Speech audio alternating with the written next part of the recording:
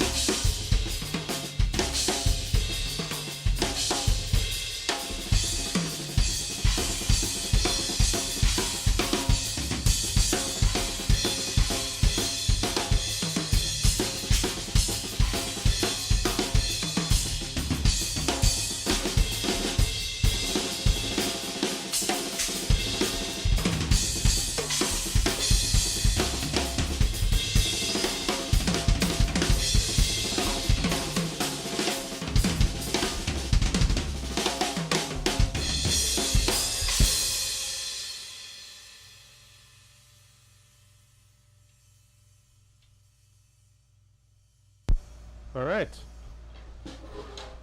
Well, that's our therapy for getting this stuff out from a long week of life. And this is our escape. Trying to say some things on the drums, trying to improvise. And yeah, we get the opportunity to do it live here with some folks. So welcome. Thanks for hanging out. My name is Steve Holmes. We're streaming from Los Angeles. Sorry about all the mistakes and brain farts and whatever. I stumbled on a couple ideas there that I kind of liked, and I wanted to kind of revisit them, and maybe we can talk about what I was trying to do and see if I can actually do it. All right, so let's get to the comments here. Let's see what folks are saying.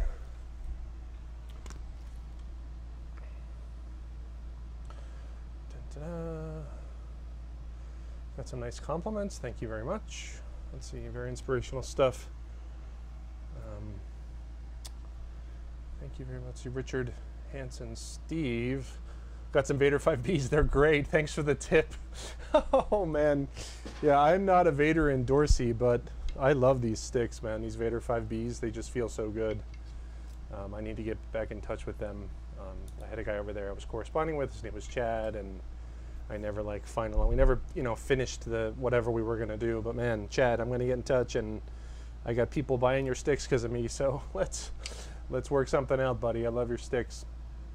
Let's see, Mark Howard, Steve, what's your favorite bass drum size? What bands have you played with that we can check out? You're one of my favorite drummers, way over my head, but so much fun to watch. Mark, thank you so much. I appreciate that. Before we continue, I just wanted to mention, if folks are interested in supporting the channel, you can click what's called the super button there. It's that big smiley face with the $sign, and we're trying to upgrade the shed here and get some cameras and curtains and lights. And so if anyone's interested in financially supporting the channel, you can do that with the super buttons down there. So I appreciate that. Favorite bass drum size is probably 22. I was a 24 guy when I was young, just because I wasn't gigging at all, and that's what my heroes were using. But 24 is way too big. But I think 22 is a good all-around, all-around size. It depends on the venue, man. If it's a small venue, then you need to, use like an 18 or maybe a 20. I've been actually wanting to experiment with a 20. I haven't spent a lot of time with a 20, and I've been wanting to check that out and see what that feels like. So yeah, I'd say 22. Is my favorite. It's standard size, that's what most folks use. What bands have you played with we can check out? Well, I am in an instrumento trio called Altered. It's myself and this guitar player named Jeff Miley and this bass player named John Flitcraft, both amazing musicians. And we've actually put out like 3 CDs over the years. There's a 60-minute live performance video that I edited and put together of us at the Baked Potato. That's on YouTube, or if you want to support the band, you can actually go to alteredjazz.com, and I think that'll take you right to the page where you can watch the trailer for the video and check it out. That was super fun to do. So yeah, and there's other videos of me performing with other folks on my YouTube channel, various gigs over the years, but nothing like really big name or anything. But yeah, there's all kinds of stuff on my channel if you're interested in more content. So thank you for the interest, Mark Howard. Peter Davies, interesting position for that rack tom, suspended partially over the snare. Have never seen that before. It from this camera angle, it's not exactly a good.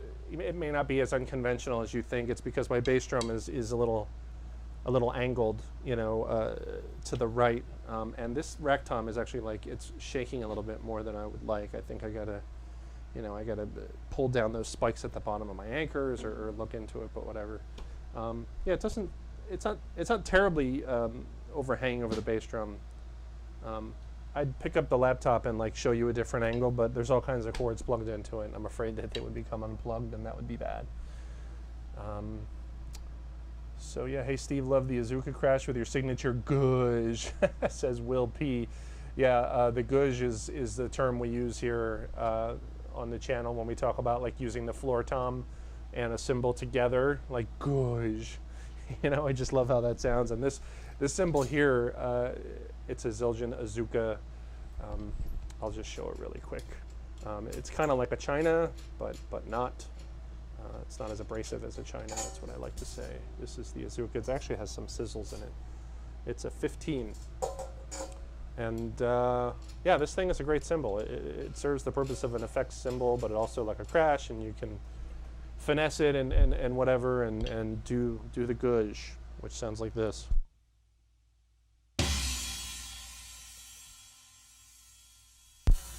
GOOZSH. So yeah, we love the GOOZSH. Let's see, ECU, can you talk about bass drum pedal technique? Do you slide or anything other technique to get fast doubles? I never learned any of that. Man, I really got to get some more cameras in here, and so I could do like a foot cam thing. I can maybe experiment with moving the camera a little bit. Honestly, like I'm not a double bass wizard, and playing two notes with the bass drum is I mean, I guess, you know, we could talk about that. I mean, that's the kind of thing where you just got to work that one thing, you know. Like if I was practicing, you know, playing two notes or just a double stroke with my foot, you know, I would put a single somewhere, probably with my hand. You know, I can leave the talkie mic on for play quietly. You know, I just do like single and a double with the foot, you know.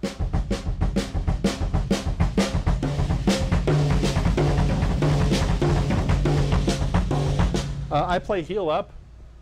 I'm sorry, no, this is not helpful technique-wise. I mean, I guess I'm kind of sliding my foot. I mean, let me see if I can adjust this camera a little bit. Bear with me while we try to get a more useful camera angle. I'll move this up a little bit. And, I mean, yeah, I guess that works, right? You can see my foot there. Let me get my left hand out of the way. My left foot, sorry. Turn off the talkie mic and I'll just play some.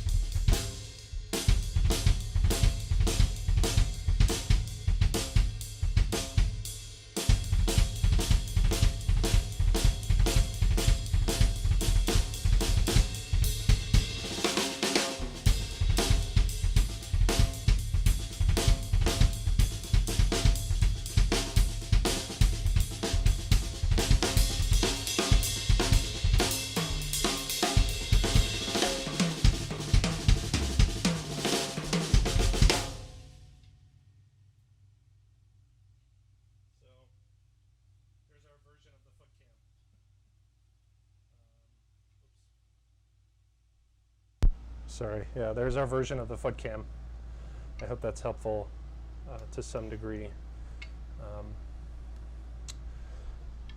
I would like to mention that there was one song in particular from, you know, I'm an older guy, so from the 80s. There was a big hit. You guys know Yes, the band Yes, and you know they had a big, huge record in the 80s called 90125, and has a song on there called Owner of a Lonely Heart, which was a huge hit. But there's another song on there called Our Song, and it's like this power ballad, and Alan White plays drums on there, and he does like this quick double on the foot during the chorus, and the groove is like it's like our song, right? And he does this in there.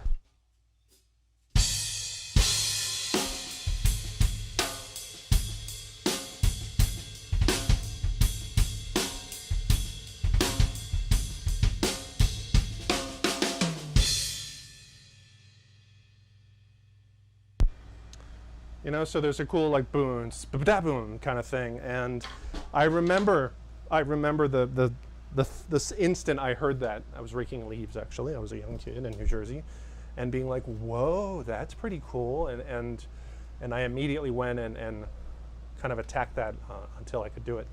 So that was the song that inspired me. But yeah, that's how I would practice doubles with the foot. You know, that groove that I played when I had the foot cam going, it's like just playing groups of 2 notes against like a dotted eighth kind of thing. Do-deuce, do-das, do-deuce, do-deuce, da-deuce, do-deuce, do-do-da-do-doon. So your foot is just really, you're just working your foot while you're playing simple stuff to make sure that you continue to get that coordination happening, make sure the time is there, make sure that it's relaxed, make sure that you don't sound like it takes 100% effort to do the thing. That's something we talk about here a lot, is you always want to sound relaxed when you play. That's the key to it feeling good. So yeah, that's what I would do if I was practicing doubles with the foot. I hope that was helpful. ECU. Peter Davis, let's see, get this man a fire extinguisher. Oh, ECU with the $5 donation. Thank you very much. Appreciate the support in our little digital tip jar here. Let's see, what else do we got? Bass drum pedal technique. Can you talk about your fast 16th triplet phrases around the kit? Says Ed Toll. That's a pretty meaty topic, Ed. 16-note triplets around the kit. I've got at least 1 or 2 videos on my channel about this kind of thing. I would encourage folks to check that out. There's a playlist called Steve Holmes Drums Lessons, and there's a couple of things in there. But just to kind of just touch on it. Getting that 16-note triplet kind of, the ability to continue to play and improvise phrases over 16-note triplets was something that I've spent a lot of time on. And there was a couple phrases, a couple licks that really kind of, helped, learn how to connect phrases. That's really what it's about. You're kind of creating this daisy chain of like phrase 1, phrase 2, phrase 3. And the sticking at the end of phrase 1 allows you to easily begin the sticking of phrase 2, etc. Because a lot of these kind of phrases, they'll last for like 3 counts, and then so on the count of 4 you'll play like a 6-stroke roll or something, and then that's an easy thing to kind of jumpstart. But getting specific, because I know that's just like philosophy and stuff, but getting specific, like if you take like a basic phrase out of like the Ted Reed book, like basic quarters and eighths over swung eighth notes, right? Like ba-dat, bat, bat-at, bat, bat, bat-at, and if you figure out the sticking of playing that like with your right hand as accents and filling in the triplets, but before we even do that, like let me just get that going, okay? And then I'll figure out how to explain it.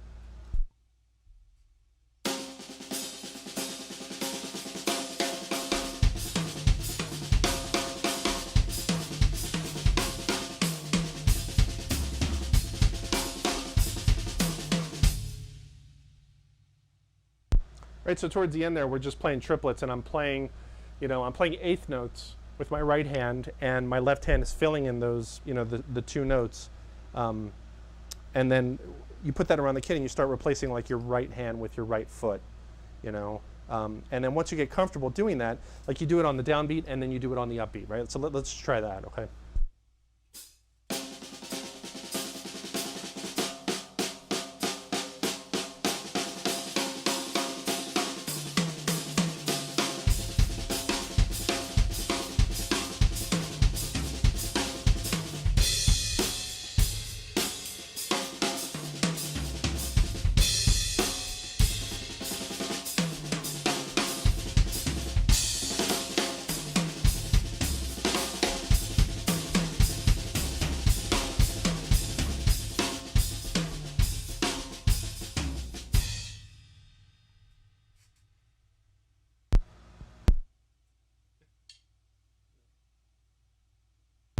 Sorry. So getting downbeats and upbeats going with the right hand, filling in the doubles with the left. Obviously the doubles are a big part of this.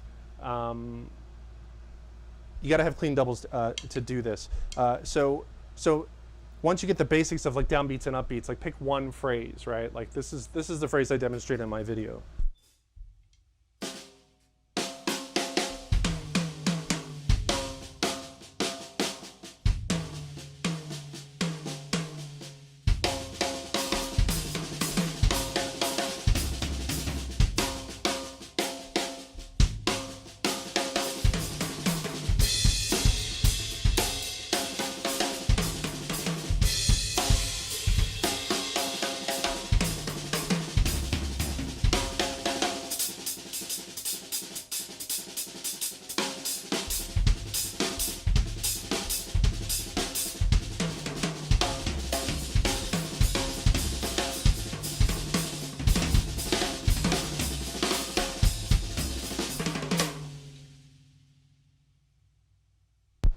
So I started to improvise a little bit at the end there, but at the beginning, you can kind of get a sense of what's happening. Like it's just a basic phrase, and I'm kind of focusing on that phrase for accents and just filling in the rest of the notes with the left hand or the foot.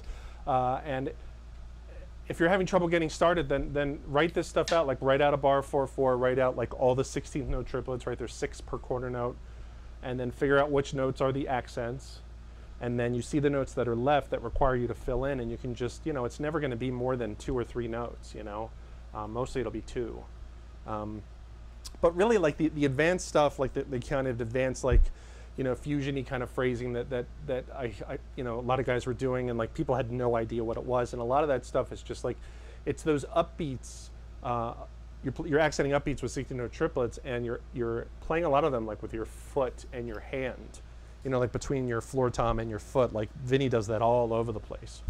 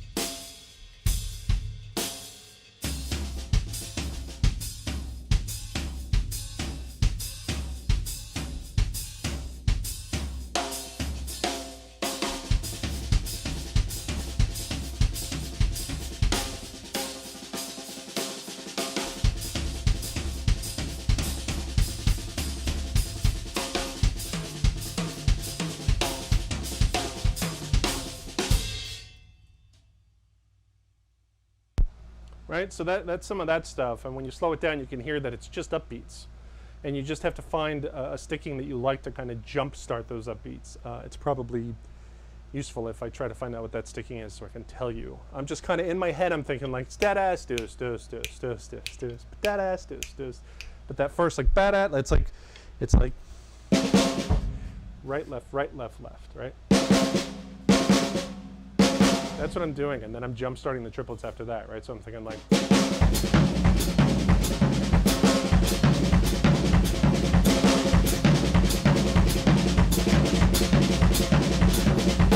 this is the quarter note. This is super important. 3, 4.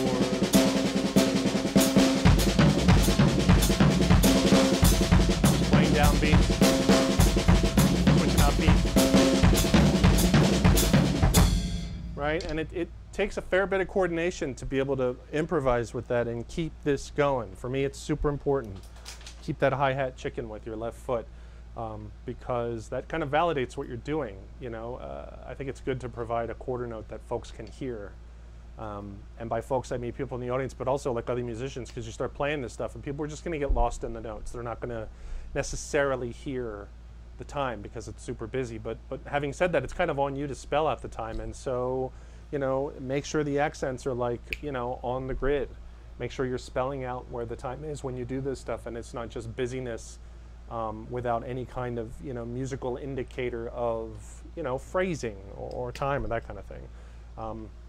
So that's one aspect of 16-note triplet phrasing. There's a couple of basic Steve Gadd phrases, Steve Gadd licks that are also useful for just kind of like learning, experimenting with putting it all over the kit and using that as kind of these like, links in the chain between phrase A and phrase B, like really quick, like 60-second Steve Gadd lesson, like just triplets, groups of 3. So like left, right foot, and then left, left, right. But the bass drum is the downbeat, right? I actually started with like right, left, left. So, sorry.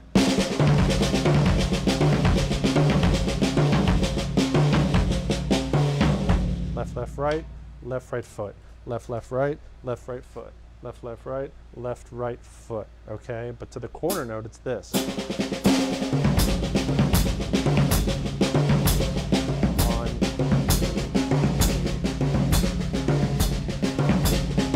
Okay, so write that out, learn it, practice it, but here it is applied to a groove.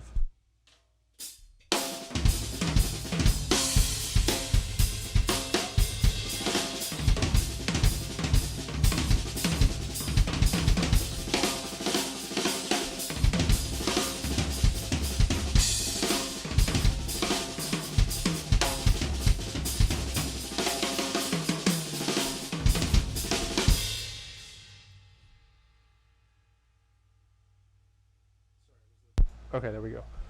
So those, the two concepts we talked about kind of put together, right? Like the improvising with the right hand, filling in the triplets, and then like throwing the Steve Gadd lick in there too. And like I said before, like making sure the sticking coming out of phrase A can lead you seamlessly into phrase B, etc. And you know, start super simple. You know, just get the ability to do like A and B, and A and B, and make sure you do it to a groove. Like play the groove, play the thing, play a groove, play the thing. That's how you practice all things. And when you're doing the thing, make sure that you can check the hi-hat while you're doing it. And if you can't, just slow it down. And if you can't do it slow, then start removing notes. That's the key. Like if you can't do the thing, then start just removing notes until you can do it. And when you can do it with some of the notes removed, then start adding them back until all the notes are there, until you can do it slow. And once you can do it slow, do it at you know, start speeding it up. You know, that is how you practice that stuff. So that's a little bit on 16-note triplet phrasing.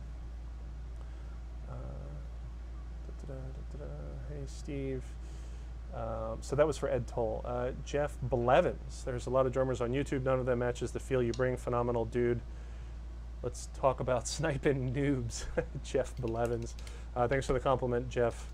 Sniping noobs, he's talking about video games and Call of Duty. Let's see. Brendan Phelan. Hey, Steve. Been getting back into drumming. Find that I keep falling into the 6-stroke roll fills. Any idea on how to expand upon this or break from it? You're the best on YouTube. Thank you very much, Brendan. That's a good question. Like kind of, you know, opening that up a little bit broader. It's like, hey, I play the same stuff over and over. How do I stop playing that stuff? And my answer is like, you're asking the wrong guy. Because I play the same stuff over and over. Everybody does, really. Everybody does. But man, if there's one thing in particular you're trying to avoid playing, then just don't, like, just practice avoiding it, you know? Like play 4 bars and play 3 bars of groove, and for that 4th bar, like, compose a fill that has nothing to do with the 6-stroke roll, and you know, just beat that fill to death, you know? When you're practicing and you know, repetition and playing the same thing over and over, I kind of feel like I'm yelling at my brain, you know, so that they get what I'm saying. You know, it's kind of like if someone says something quickly and you don't understand it, and you're like, huh? And then you say it again slower. Like, that's kind of what we're doing to ourselves when we practice slow, you know? But man, don't be afraid of the 6-stroke roll. Here's what I think. Don't avoid the 6-stroke roll. Just start playing it in ways to where, like, it sounds different. You know, if you're just doing the same old, you know, 6-stroke roll, folks, for folks that don't know, is like right, left, left, right, right, left, and then it starts over. So it's right, left, left, right, right, left, right, left. All right, so 6-stroke roll. So let's talk about different ways to disguise the 6-stroke roll. So instead of avoid playing it, let's just play it in ways and maybe spice it up, right?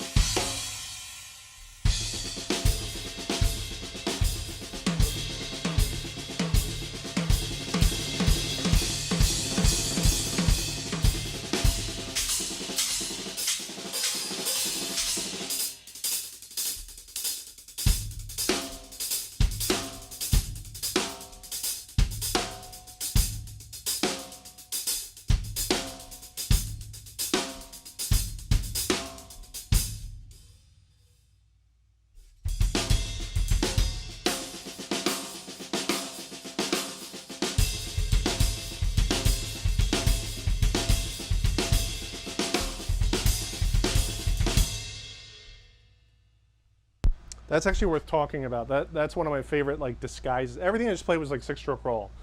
I'm just trying to spell it out for you guys, like the different, you know, different ways to take one idea and just get so much out of it. People really don't get, you know, they don't capitalize on the amount of phrases you can get out of one sticking or one phrase, whatever. But that one I just did is like splitting it up, same sticking, splitting it up between the snare and the ride cymbal, and putting the bass drum underneath the ride cymbal, right? Same sticking.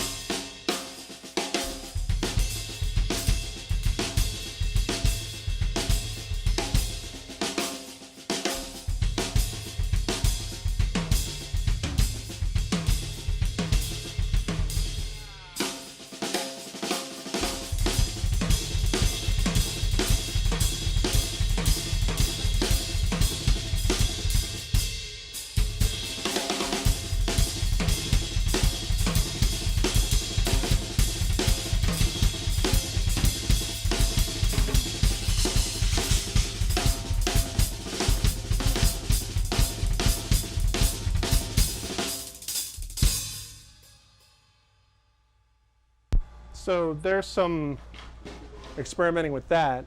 I mean, I kind of deviated from the 6-stroke roll a little bit at the end there, but the point is still the same, like kind of keeping things like, you know, on short voices, you know, closing the hi-hat tight, ride cymbal with the bass drum underneath.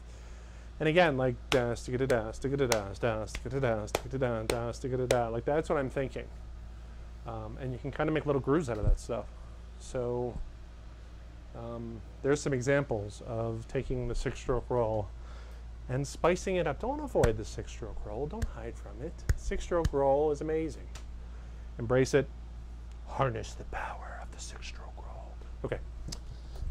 Let's see. That was from Brendan Phelan. Let's see. 60 years of age after 20-year hiatus from drums. I'm a new student again. Thanks for your guidance, man. Of course. Welcome back. Welcome back. Don't those headphones squeeze your head too tight? No, they don't. I kind of like these, but I have a bunch of different headphones. I love my 22-inch bass drum. It feels to start with a kick. Can you talk about that a lot? Yeah, there's one film in particular that I'm kind of liking today that starts with a kick, and we're going to talk about that. Your snare sounds amazing. Mentioned before, tuning tips, snare wires. This is not titanium, Jeff Blevins. This is a Noble and Cooley. Geez. Yeah, this is just this is a basic Noble and Cooley snare drum. I've got some masking tape on the snare springs. There's nothing special going on here. Alloy Classic Noble and Cooley. I didn't buy this. This was a trade. I traded a drum for another drum and ended up with this thing. And it sounds good in this room. You know, that's kind of why I'm using it actually. Yeah. So that's what that snare is. Alan White, Jeff Blevins, ECU with the $5 donation. Thank you very much, sir. Appreciate it. Anyone else interested in supporting the channel, hit that super button at the bottom, the little $ sign and the smiley face, if you're interested in helping support the channel. Let's see, 53 and Yes Song. I know that Yes Song well. Yeah, the bass drum pedal stuff, man. It's a great song. Let's see, Go Brazil. Okay, Go Brazil. Let's see, been working on 3 of your lessons all week. Awesome stuff. Thanks a million, says Peter Davis. You're welcome, Peter. Thank you very much for the $10 donation. Really appreciate it. And yeah, man, it's interesting with the YouTube stuff. Like you make videos and like years later, maybe they're not getting a lot of rotation. But for something like, you know, teaching drumming, I think that information, you know, it's always valid. It's always relevant for folks that are interested in it, you know. And I kind of like that it's always there. So if folks dig the videos, dig the channel, then, you know, please consider subscribing. And I never do that. I'm never like, hey, hit the subscribe button. What's up, guys? Hit that bell. Click the notification. I never do that, but I guess I'm doing it now. So yeah, subscribe to the channel if you're interested in this content. Obviously, I mean, as folks have seen, like I'm kind of on a streaming kick these days. I haven't made a properly edited video in a long time. I've just been coming in here and we stream for like an hour, hour and a half, and there's just so much content in these streams. Hopefully folks are getting stuff out of it. Let's see, Aaron Reeves says, nice, very buddy Rich. I don't know about that. Have you ever talked about the Moeller technique and how to work around the drums? A little bit would be cool. Yeah, we talked about the Moeller technique several times. Maybe we'll get into that. Let's see, greetings from France. Thank you very much, Jill. Let's see. Hi, same here. Need to practice. It was so impressive. Thank you. So let's talk about that before we continue on here. That lick that I really like today. Some days, like, you know, some licks you're like, wow, I really like this lick today. But yeah, it does start with the bass drum, and it's kind of a tricky like 90s fusion thing. Big surprise, you know. That's what I'm kind of into. But man, that drumming is tricky, you guys. Anyway, 16-note triplets, groups of 4, and it's just foot, right, left, right. Okay, which is tricky because the bass drum is the first note, and so if we're playing 16-note triplets and we accent every 4th one, then that's the quarter-note triplet, right? So if I play, for example, if I play 16-note triplets and I accent every 4th note, that accent's going to be the quarter-note triplets, which is actually kind of cool in itself. Like, you can use that as a way to get to other stuff, you know. So if you just like paradiddles, right, which is 4 notes, right, played over 16-note triplet, sounds like this.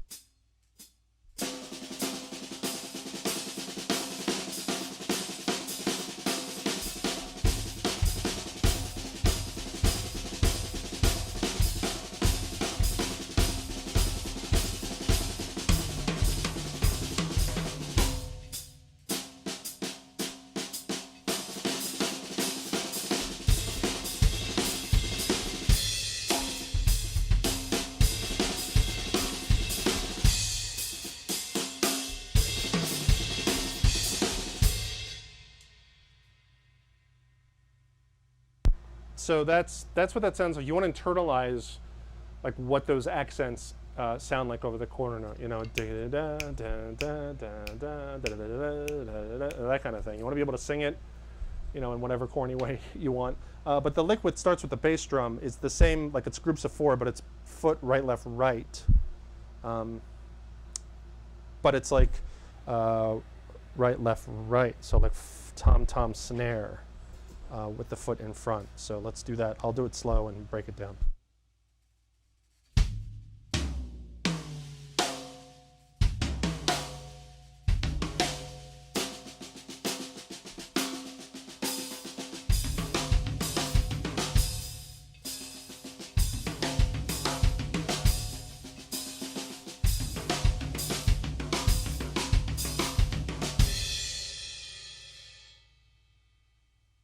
That was one of the tricks to getting this, is like the left hand ends up, for me, the way I'm doing it, the left hand is like 1.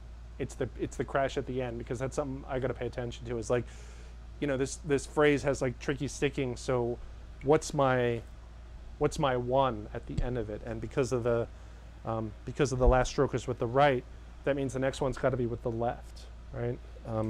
So that's something to take into consideration.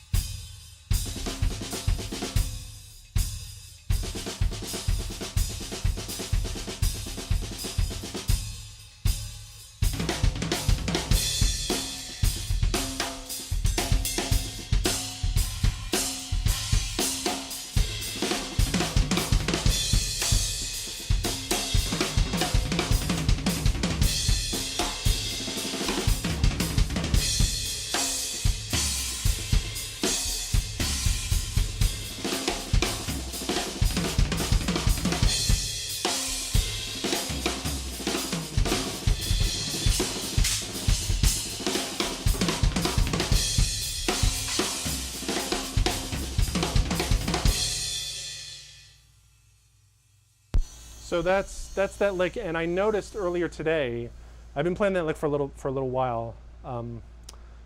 There's a song on Chicory Electric Band 2 with Gary Novak. I believe it starts with that fill. And Weckl does the fill all over the place. But I noticed that it kind of sounded similar to this other Gadd thing. And the other Gadd thing isn't so like, you know, stuttered. It's not like a 4 16-note triplet thing. The Gadd thing is like it's like on the downbeat. And so I liked the contrast between, you know, the phrase that just kind of spells out the downbeat and this kind of staggered thing that isn't necessarily on the downbeat, and putting them together I think sounded cool.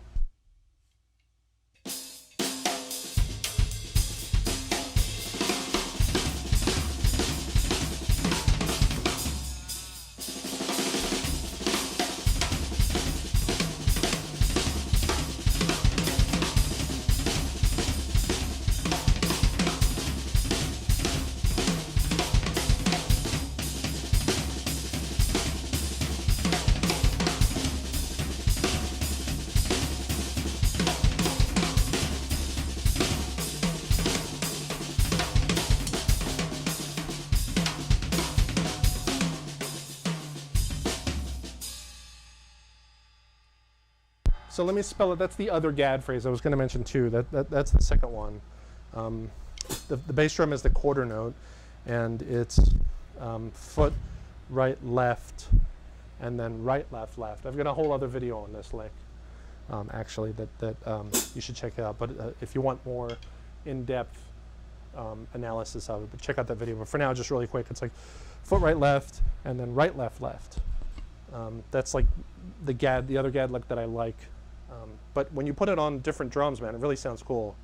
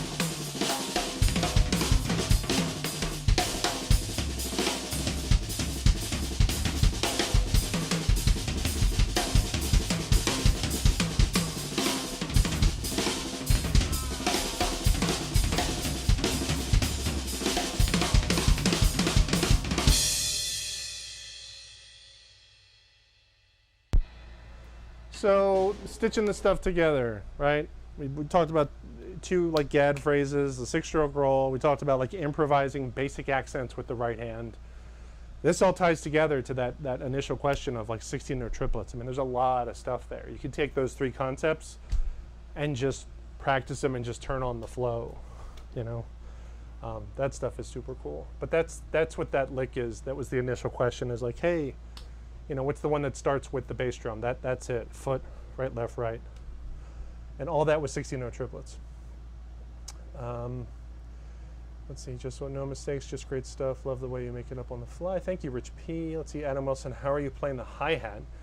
Are you using your heel or lightly tapping your toe on it? That's a good question. Geez, let me see if I can get the camera on the hi-hat. Stand by. Stand by. We kind of can if I'm careful. Yeah, there we go.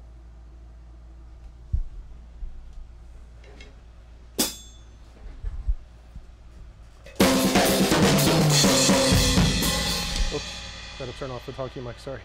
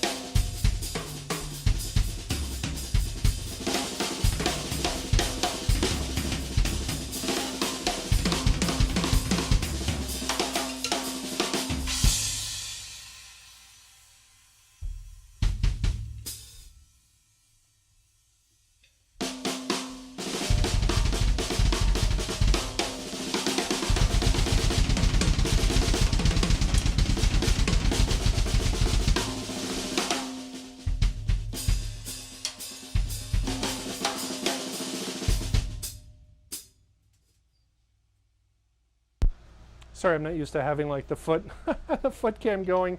So I'm trying to be helpful here. Like, as you can see, it's kind of like, you know, foot kind of halfway down, and my weight is not, I'm not like leaning on my left foot. My weight is like centered. My weight is on my tailbone, my butt, right?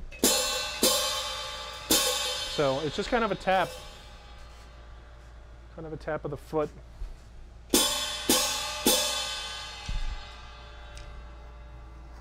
So I hope that's useful. Yeah. There we go, left foot technique. Keep that hi-hat going, folks. Keep that quarter note. And get control, like if it's chicking or if it's splashing, you know? You want to be able to do both. You want to chick and you want to splash. And by chick, I mean like, that's what I mean. Okay, Adam Wilson, that was for you, buddy.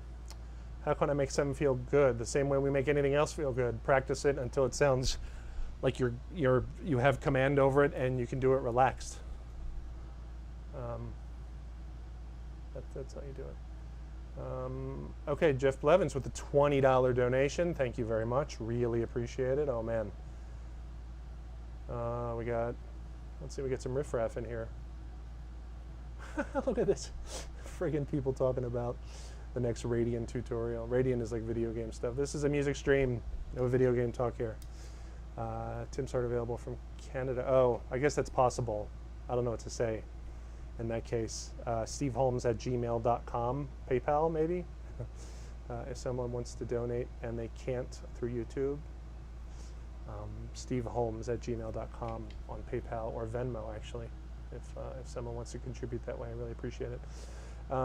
Let's see, Will P, throughout your studies, did you spend any time learning music theory and pitch? Very little. I definitely recommend learning that stuff though. It's super useful, super helpful. And so I'm no example in that regard, but yes, I recommend learning that stuff as much as you can. Let's see, Robert, groups can really change the feel and color of rhythm. Totally agreed. There was a cool book called Rick's Licks. Have you ever studied that book? I haven't. I've heard of it though. I haven't studied it though. Which YouTube drummers do you watch or rate? The only internet drummer that I really like, well, there's two. Louis Palmer I like, and there's this guy on Instagram named J Scott Drummer, who I really like. So check those guys out. Sax Players Unite. Normalized audio is saying all kinds of stuff. We're just going to skip over that. He's a little too chatty. Hey, Steve, let's see, George Kurt, have you ever had any medical complications and worked through it and healed? I'm kind of struggling with tendonitis and it drives me up the wall. I can't do the stuff I normally did. Yeah, I don't know what to say about that. I haven't had a lot of experience with that, and so I don't want to steer anyone wrong in that regard, and so I don't want to, I'm not an authority on that, and that's important, so I don't want to misspeak on that, so I don't have a lot of experience with that. Let's see, Normalized Audio has decided to say a bunch of stuff, and a lot of it is hidden, actually. Jeff Blevins with the $20 donation. Jeff, thank you, really appreciate it. Let's see, Berna says, good evening. Eric IDK, have you ever hung out with Hans Zimmer? No. I've watched that Phil vid. Thank you, says Drum. Okay, Normalized Audio is saying a bunch of stuff. And, oh, we got another $10 donation. A Canadian $10.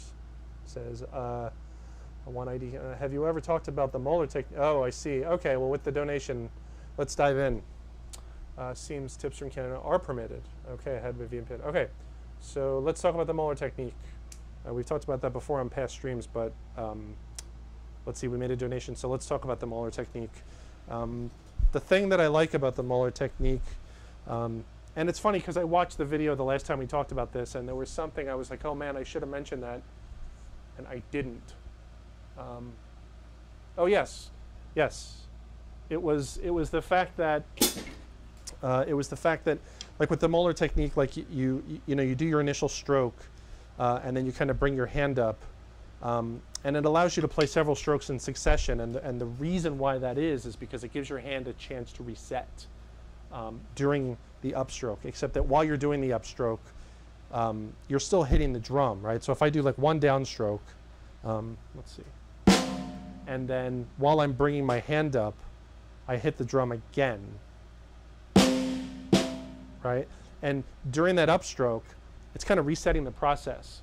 And so your hand can just continue, because if you just hit the drum without any kind of like, resetting or Moeller Technique or anything else, your hand's going to get tired, and that's the benefit of this. That's what I wanted to mention before that I didn't. So it's like downstroke, and then on the upstroke, you hit the drum again.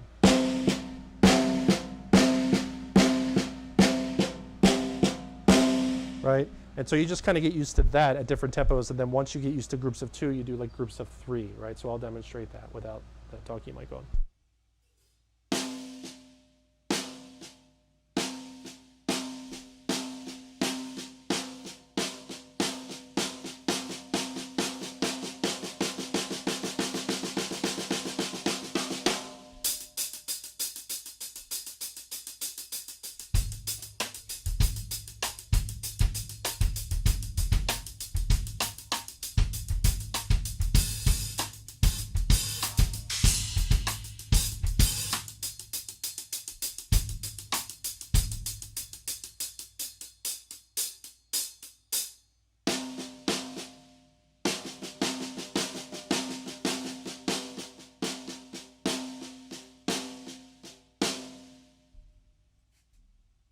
Okay, so that's my basic understanding of the Moeller Technique with the right hand.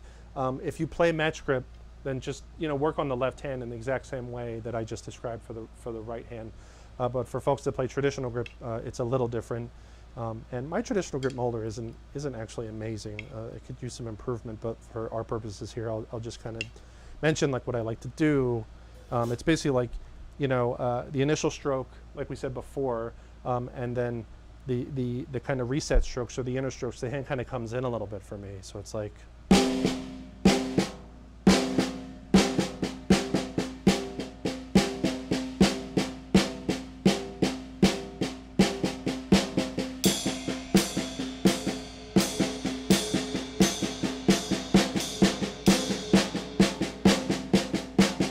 So you can get the strokes in succession, but here's the cool thing about this, is like once you get this happening, you can kind of apply this to your single stroke roll and get that going. And so if my hand is doing like, say, groups of 2 and then groups of 3, and then this hand is doing groups of 2 and groups of 3, and I put them together, then you can kind of just get kind of some speed going with that, like this.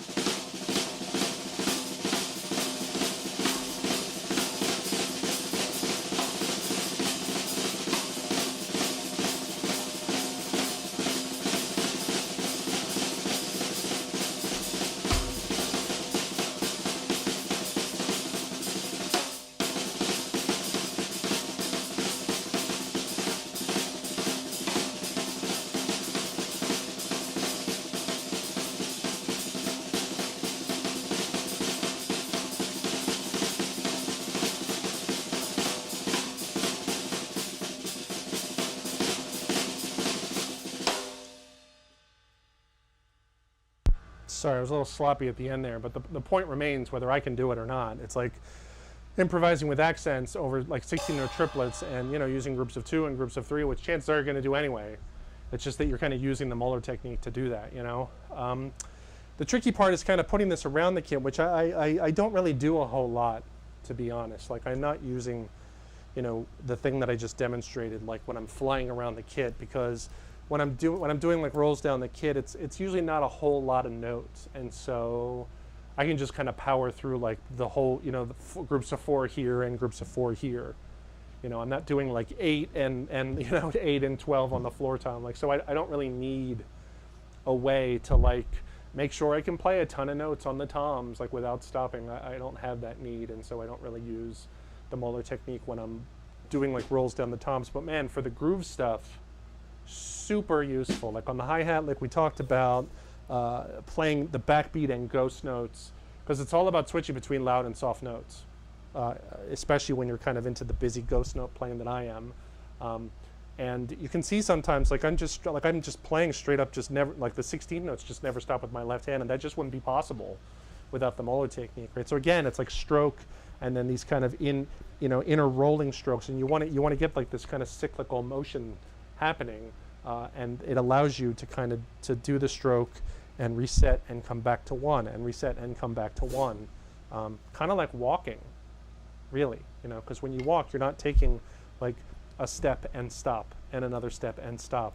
Like, your legs never stop moving, your feet never stop moving, you know, and so it's just muscle memory. Like, babies can walk and they're not really thinking about it from a technical standpoint. They just kind of, you know, it's just muscle memory, right? So let me see if I can jumpstart some Moeller technique in the context of like a groove and see if we can isolate that.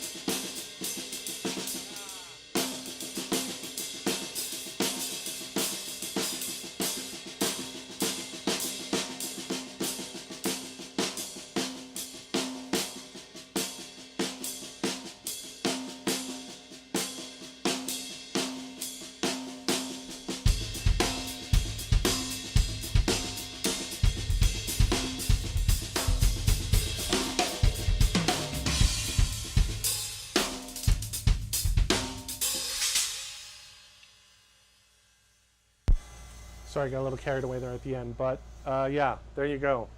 Getting the left hand going, and I did the thing that I try to tell people to do, which is like, you know, I was messing with it and it just was not happening at all. And so, okay, slow it down, remove notes, get it relaxed, get control over it, you know, get it relaxed, get control over it. And then once you have command of it, once you kind of own it, then it's like, okay, let's turn it up, and now let's do the thing we initially wanted to do. You know, like, you don't start something unless you have a specific idea in mind, and you want to be able to recognize the finish line. That's the other thing. You know, it's like, oh yeah, this is what I had in mind. You know, and so realize what got you there, and remember it, and that's the way you do the thing. So Moeller technique. You know, really work on it on the hi-hat. You know, different tempos. You know, that 16th note hi-hat thing. You know, we talked about that last stream, but it's worth mentioning again, you know, getting the ghost notes underneath of it, you know, so you're stacking them underneath the hi-hat at the same time.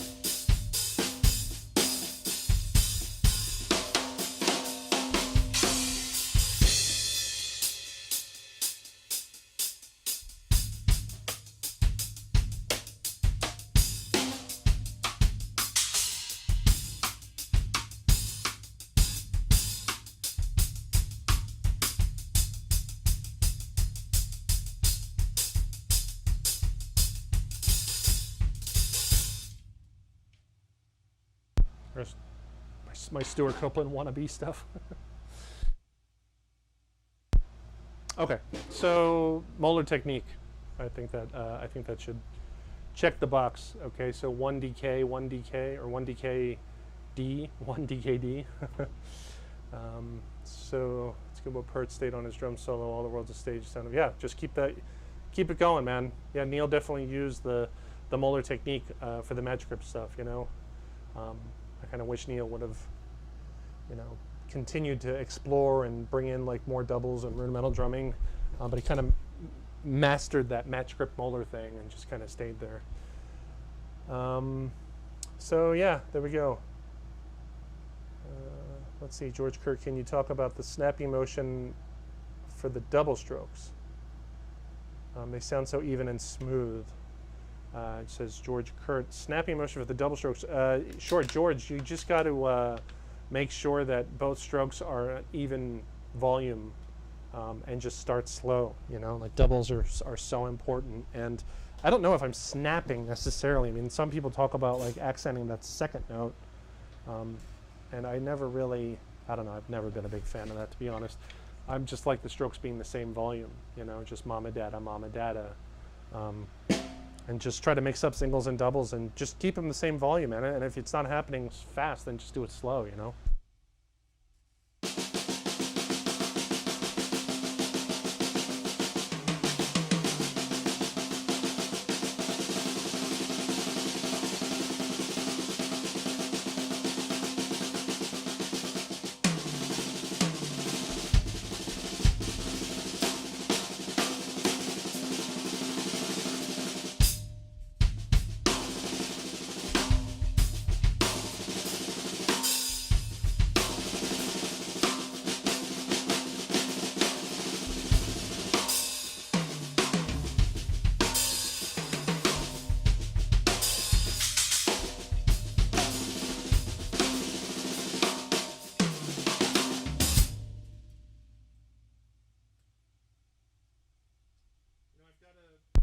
I've got a 3-part video series on doubles. You know, I would suggest you check that out.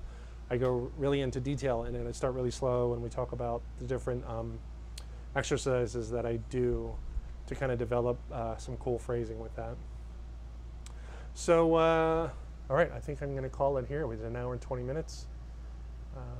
Let's see, normalized audio is chatting a lot. Normalized audio, thanks for hanging out. Appreciate it, Greg Bissonette. Yeah, I've always wanted to hang out with Greg Bissonette, actually. Seems like such a nice guy. All right, so I'm going to just play a little bit more, and then we're going to call it. Thanks so much for the questions. This was a ton of fun chatting, and I hope folks got something out of it. My name's Steve Holmes. We're streaming live from Los Angeles, and I'm just going to play the same stuff I always play because that's what I do for fun. All right, thanks for hanging out, guys.